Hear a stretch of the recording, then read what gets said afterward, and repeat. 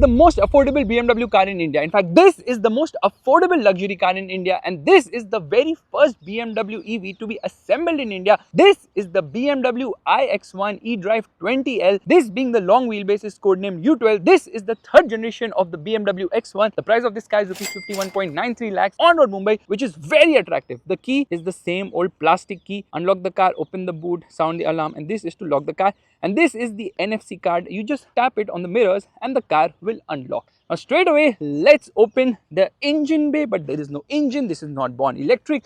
So a motor is here. I just pull it out, probably break it as well to show you what lies beneath. And there it is. That is the electric motor because it has a front electric motor, making it front wheel drive. Obviously, orange high voltage cabling right there. And it also has this strut brace so that the car is stiff and better to drive as well. I'm going to fix this later because it involves both hands and a lot of effort. There's insulation here. It is not needed because electric motors are not really loud as such. Washer fluid goes in right here. Gas struts, obviously, let's shut this. And there it shuts. Now thing is, this car has the M Sport package. That's why it's an M Sport. So the front and rear bumpers are obviously sportier here. The grille is completely closed. This is the panel for the radar. The BMW logo has this blue surround because this is electric. And right there, you obviously get a camera for lane keep assist as well as a rain sensor. The lights are actually quite nice. You can see the indicators working right there. However, those are actually the DRLs. In fact, it says BMW LED right here. You know what? The light has this nice effect when you unlock the car or even when you approach the car at night, and obviously it shuts with a nice effect as well. Powerful lights, obviously. There is this open vent here, so that's an air curtain which is very much functional. You get 6 parking sensors because this car has got self park obviously, and there is the provision to put the towing hook in case you want to tow a car, which could be useful in an electric car if you get out of range, but not really because BMW has something known as the BMW concierge, wherein they will come and charge your car in case you run out of battery. I don't know if they're going to charge you for that, but don't run out of battery. Don't run out of charge. Don't do that. This being long wheelbase obviously is longer when compared to the regular X1 by 116 mm. The length is more than 4.6 meters. The wheelbase has increased by 112 mm. So the wheelbase is 2.8 meters, and that really helps this car in terms of rear seat comfort and space. This being the M Sport has 18-inch wheels, which seem like an overkill because 225, 55, 18 is the size of the tires, and it has M written right there. I like the design of the alloy wheels. However, we could have got red colored brake calipers, at least blue colored brake calipers. If you're putting blue here, a little bit of paint can be splashed there as well. Now, this air curtain is obviously open. M badging here. There's no camera here. However, it actually projects M on the floor at night because this is an M Sport, right? Now, it does not have request sensors on the rear doors. It has it on the front doors. So, if you approach and try to open the rear doors, you can't unless and until you open it from the key. This will not open because the car is on at the moment. The design at the rear is typical BMW. 3D effect lights, has a nice animation when you lock the car and lock the car. Whenever you do anything with the key of the car, it will obviously give you a nice animation. I like this treatment. It says BMW right inside. This is actually for the rear fog light and this is for the reverse light. In fact, this car doesn't look bulky, looks just right. It says iX1 here, eDrive20L. Basically, L stands for long wheelbase, and it has a camera, but that also gets a cleaning function, which is cool. BMW logo obviously has this blue surround. There's a rear spoiler with a high mounted stop lamp, rear wiper and washer. But obviously now there is no exhaust here because this is electric, but sort of a diffuser treatment has been given right here. Let's quickly open the boot of the vehicle. You can see the indicator functioning here. The boot is actually the biggest in the segment. It is, what is this? I am flying dust on the inside. So this is 490 liters, which is actually the biggest in the segment. However, there's some storage space below as well where you can keep stuff. But because this car has been designed to have four-wheel drive or motors at the rear as well, there's no space for a spare wheel. That's the reason they give you a tire inflator. There's a light here, and this is obviously the first aid kit of the vehicle, which I will struggle to open with one hand, but I shall manage. Yeah, this is the first aid kit. It actually is quite premium. Hopefully you don't need to use it ever. Okay, I've dropped some cream. Maybe that's the sunscreen. Let's just put it inside. Otherwise, everything will fly once you accelerate in this car. Not really, because the performance is kind of disappointing. Not kind of. It's very disappointing. I'm upset. I'm really upset. There's no reason to buy an electric car if it doesn't give you the performance and the torque rush. Anyways, you can put the seat down in 40-20-40 format. And once you do that, this is 1600 freaking liters, which is crazy. There is the warning triangle. And obviously it has got a powered tailgate. Now let's quickly step inside, because the real USP of this car is the space at the rear because of the long wheelbase. There is no rear sunshade here, which is shocking. and door pockets are actually big enough. I like this design treatment. Harman Kardon audio system. This guy's got 12 speakers. Meanwhile, the seat can be reclined by 28.5 degrees, which is the biggest joke I've heard today, because first and foremost, on its most upright position, it is like this. You can't sit in this position. So what's the point of saying, you know what, I'm going to make it worse and then tell you that, you know what, you can recline it so much that it's the USP of the car, and you have to operate it using these nylon hoops, which is horrendous because, I mean, who does that? So now it is completely reclined. That is actually the normal position of a seat. Isofix child seat mounts, and once I am inside, I realized there is actually good amount of legroom. Yeah, good legroom and kneeroom is good. Underthigh support is actually bad in spite of the fact that the seat base has increased by 15%. In fact, the doors also open wider now. Headroom seems to be adequate enough, and there's a light here, there's a hook here. No height adjustable seat belts. This guy's got 8 airbags because there's an airbag on the A pillar as well. Meanwhile, there is a center armrest with twin cup holders, and seat recline angle is fine when it's completely reclined.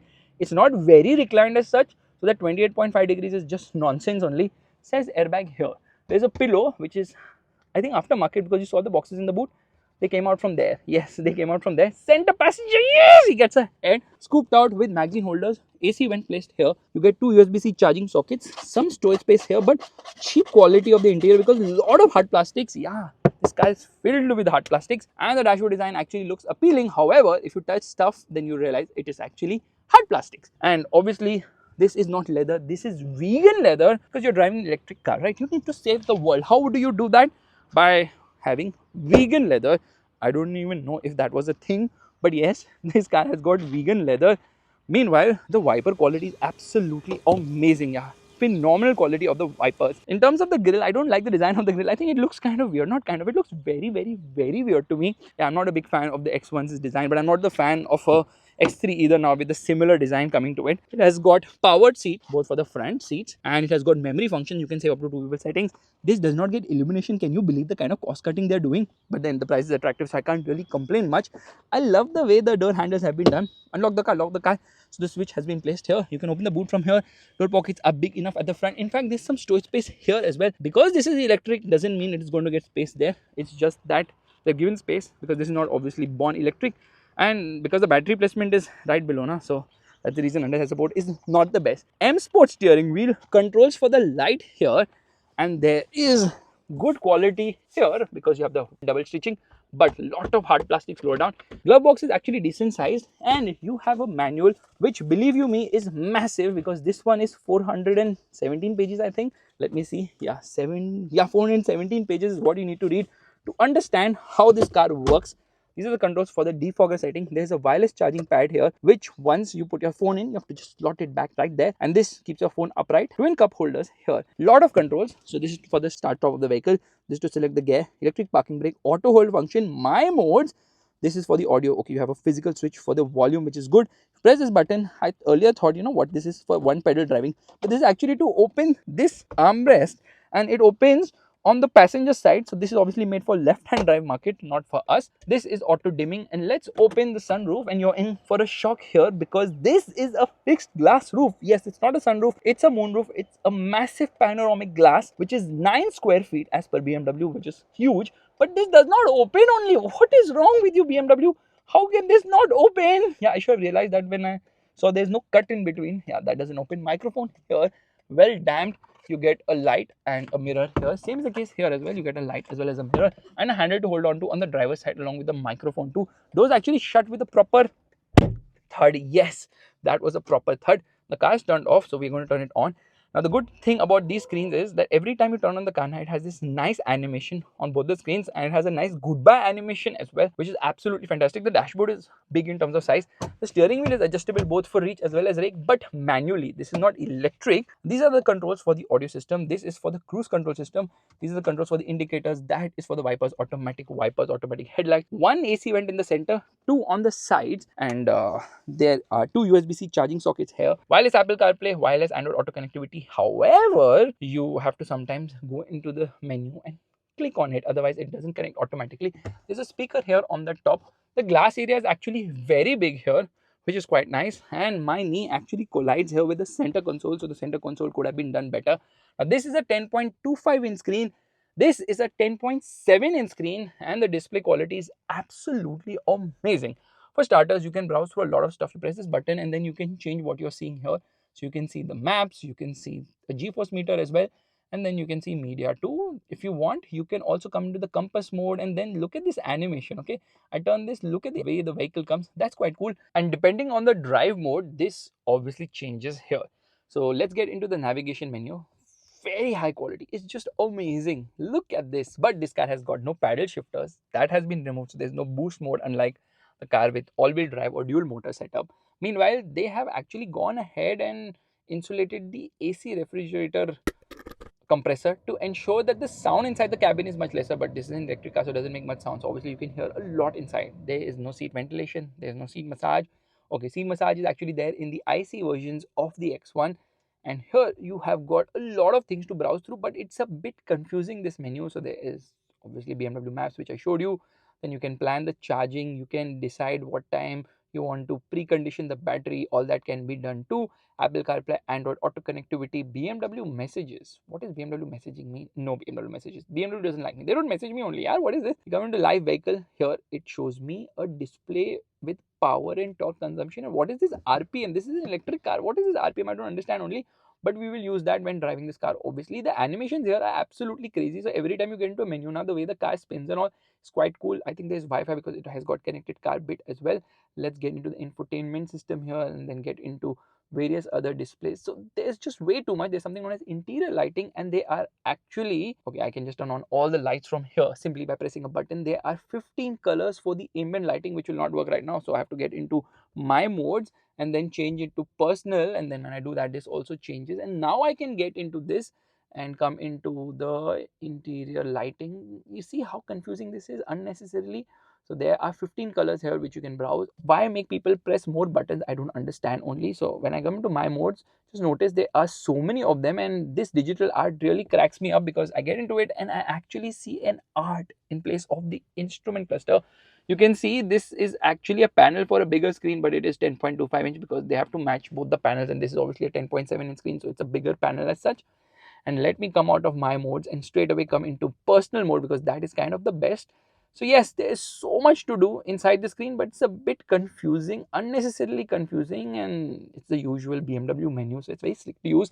This car does not have a 360-degree parking camera. It just has a reverse camera, and it has got adaptive guidelines. In fact, notice one thing. As soon as I get into reverse now, the mirror actually moves its position as well, and it has got the blind view alert on the rear view mirrors because this car has got level 2 ADAS. Anyways, let's start driving right away.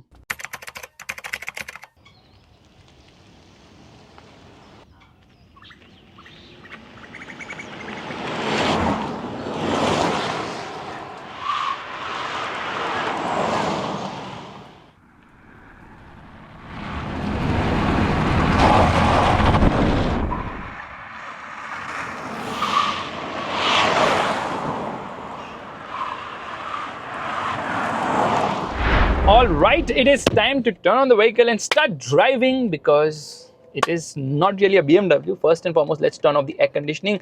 Let me come into my modes, come into sport, and as soon as I come into sport, I'm going to turn off the traction control system. Individual settings, I think traction control is off. 1 second. Driving dynamics, yes, and DSC off. Not that it's going to make any change whatsoever, but then there's no harm in trying, obviously. Now here I want to get into the sport display, which is into displays. See, I'm telling you, it's so confusing now. I'm not understanding where I'm going or what I want to do. There we are. And I'm also going to change the mode here to get into the G-force meter, probably to show you there is no G-force only given by this car, which is quite surprising. This is electric and I should push me back into the seat. It doesn't do that only. And left foot on the brake. Before that, let me turn on my specialist timing gear. It's going to take some time to catch GPS network, and this is obviously a downslope, so not the best place to do the 0 to 100 km/h acceleration test. Right foot on the accelerator, parking brake off. We are into drive, hazard off, and off we go. No launch control here. Makes this weird sound. You see full power, full torque here. Yeah, it makes this sort of a weird sound on the inside. In fact, it obviously has the pedestrian alert system, so on the outside also it makes this sound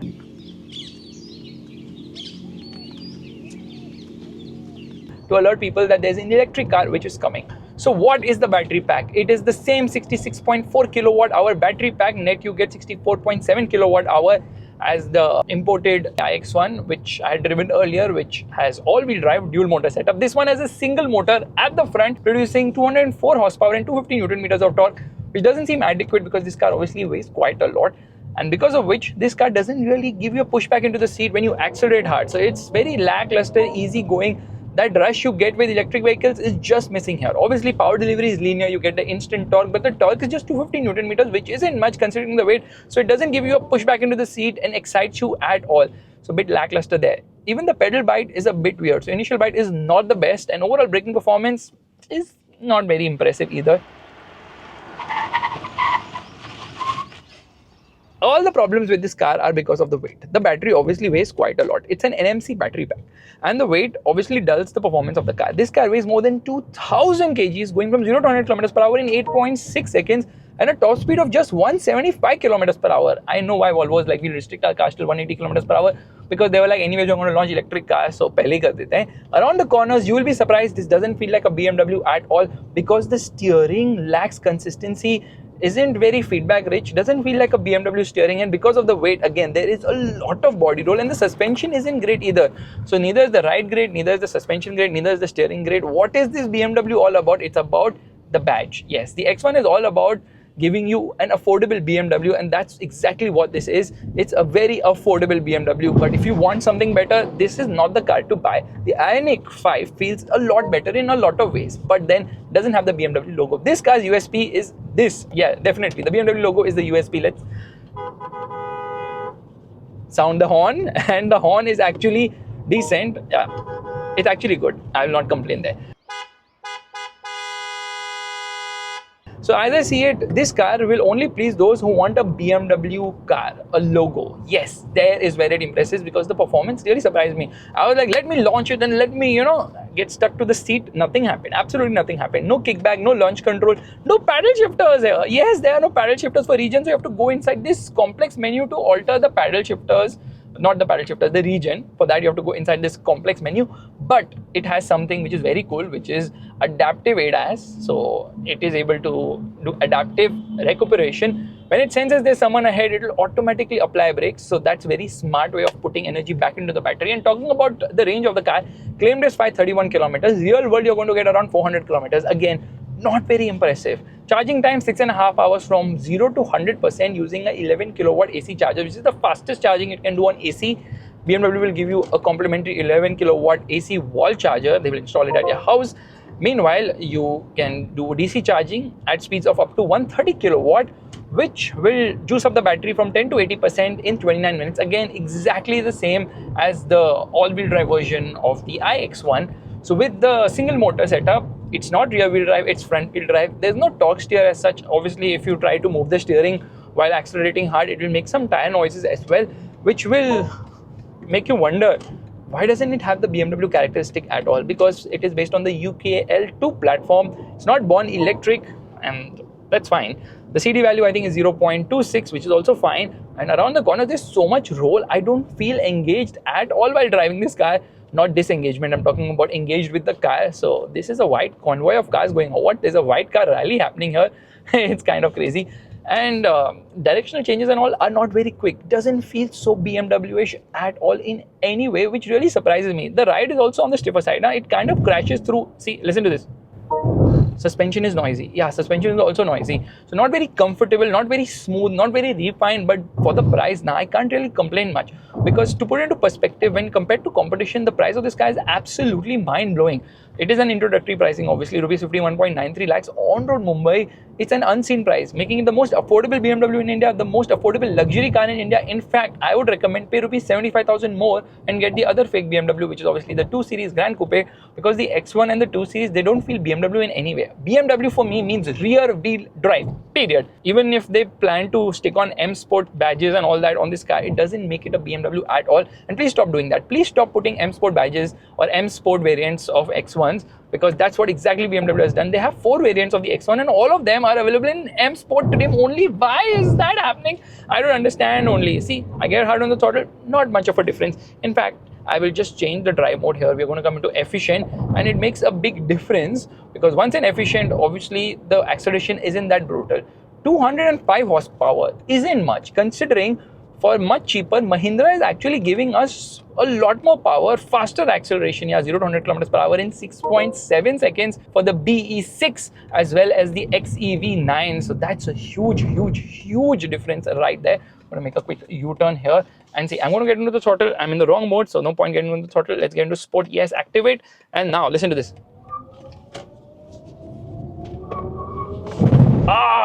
It crashes in a way, it feels like the wheel is going to come off. So yeah, BMW should have definitely done a better job with the suspension tuning. This is not tuned for India. It is assembled in India. It is BMW's first locally assembled EV. But trust me, it just doesn't feel like a BMW, which makes me want to cry right now. Not really, because it's a BMW. It's an electric, so nobody cares. I do. Okay, it's time to do the acceleration test. Left foot on the brake, right foot on the accelerator. And off we go. These fake sounds, yeah, I tell you, that's the biggest gripe with electric cars, all these fake sounds. By the way, BMW somehow managed to achieve 50-50 weight distribution, 0 to 100 kilometers per hour in 8.39 seconds, which is what BMW claims, 8.6 seconds. So I'm just faster because of my lighter weight. So 50-50 weight distribution is there in this car, which doesn't really help in the handling, because the handling is not great, which is very surprising. I expected a lot better. Let's quickly do the wiper test. Yeah, that is a lot of spray. So if you really don't care about driving, you'll get an electric car, and thus you can get a BMW electric because nobody really cares how it drives. What matters is it has the BMW logo, check, and it obviously has some amount of features, because in terms of features and all, I expected a lot better.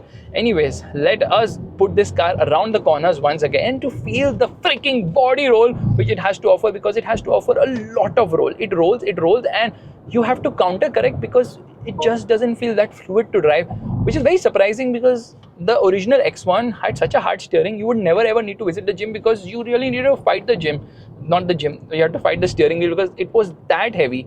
But with this car, I'm quite surprised they've just toned it down to make it un-BMW like. If this car actually had some other logo now, I would completely believe it. Put a Hyundai logo here, I would believe it for sure.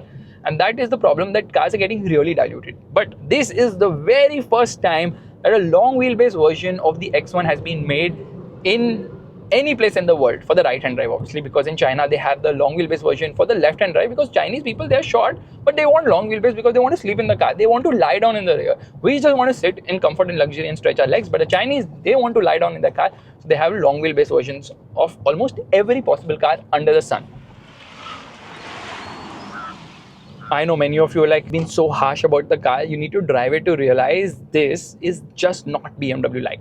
The epitome of a BMW is obviously the 5 Series. Otherwise, you just have the 3 Series as well. What a fantastic car. The rear bias power delivery. Here though, you are fighting the steering, but that is if torque steer happens. That also doesn't happen. So there is no fun as such with an EV, because then the torque rush is only missing, but then you can't really complain much because of the pricing. Pricing is so aggressive now. To put it into perspective, BMW gets it. BMW understands the electric market so well that they realize that an electric car will only sell if it is priced lower than the IC counterparts, because IC counterparts are much superior because of the powertrain alone. And that's what they have done here. They have priced this car lower than the petrol or diesel X1s, which is amazing. Obviously, the petrol and diesel X1s also have sliding rear seats and massage function and all that. Much better cars in my opinion, which actually brings me to a few things I want to talk about in terms of the pricing of these cars. These means the X1 obviously. This one is priced at rupees 51.93 lakhs. Meanwhile, if you want to get the diesel, it costs almost 65 lakh rupees, and the petrol, it costs rupees 60 lakhs. The petrol produces 123 horsepower, the diesel produces 150 horsepower, which is very lackluster. Agreed, it weighs much lesser than this car because this one obviously weighs more than 2 tons, but this one is having a lot more power, 204 horsepower. Somehow you don't feel it, and that's the reason I'm very disappointed here with the performance of this car. Meanwhile, let's quickly go through these drive modes so you can also see different type of screens. So this is expressive, which looks super weird. I don't know from where BMW gets these ideas of doing this kind of clusters, but yeah, this doesn't look good at all. Now, obviously, the EQA, which is sort of the direct rival of this car, the Mercedes EQA, is priced a lot more because it comes via the CPU route. It actually has a bigger battery pack, costs almost rupees 71 lakhs. Not really, 71 lakhs is the price of the dual motor setup for this car, which is, I think, the iX1 30M Sport, which produces 313 horsepower and 500 Newton meters of torque, going from 0 to 100 kilometers per hour in 5.6 seconds. Earlier, I called that car overpriced. Now, all of a sudden, that starts to make sense. The EQA costs almost similar to the all-wheel drive version of the iX1, but I think 50,000 cheaper, which makes it rupees 70.31 lakhs on road Mumbai, which is 18.93 lakhs more than this car, which actually brings me to another competitor in the segment, which is obviously the Volvo EX40, renamed from the XC40 Recharge to EX40 now. That one is priced attractively, however, when you compare it to the Mercedes EQA, because the price of this car is 7.38 lakhs more than this particular car, making it quite expensive. Why would you buy a Volvo for that price? I simply don't understand. Volvo need to recalibrate their expectations in terms of what the market feels about them, because the cars are kind of overpriced for what they offer. We'll come into this digital art because we can. The USP of this car is obviously it is the longest car in the segment with the longest wheelbase as well, which obviously makes a huge difference. In terms of battery warranty, 8 years, 1.6 lakh kilometer, which is obviously standard. Okay, I'm going to crash through these small bumps and their ADAS kicks in, level 2 ADAS, which is very advanced. Actually, BMW does a fantastic ADAS, not very intrusive, and it even tells you if there's a pedestrian who's going to cross. So that's something I definitely like. This car comes with a 2-year unlimited kilometer vehicle warranty, which you can extend up to 6 years and still keep it unlimited kilometers, or up to 8 years, up to 200,000 kilometers, which is 2 lakh kilometers, which is also quite nice. And there's a car ahead, so it is automatically turning on the regen. In fact, there's a B mode here, which is the one pedal driving thing. So once I've activated it, the car is slowing down at a very rapid pace as well. Now, this car comes with 5 years 24/7 roadside assistance too, which is great. I think you can extend the car's warranty to 10 years, 2 lakh kilometers, 8 or 10 years, I'm not too sure, but that is amazing, because with all these luxury cars now, the cost of ownership and maintenance is something which really bothers people, because it can get quite expensive.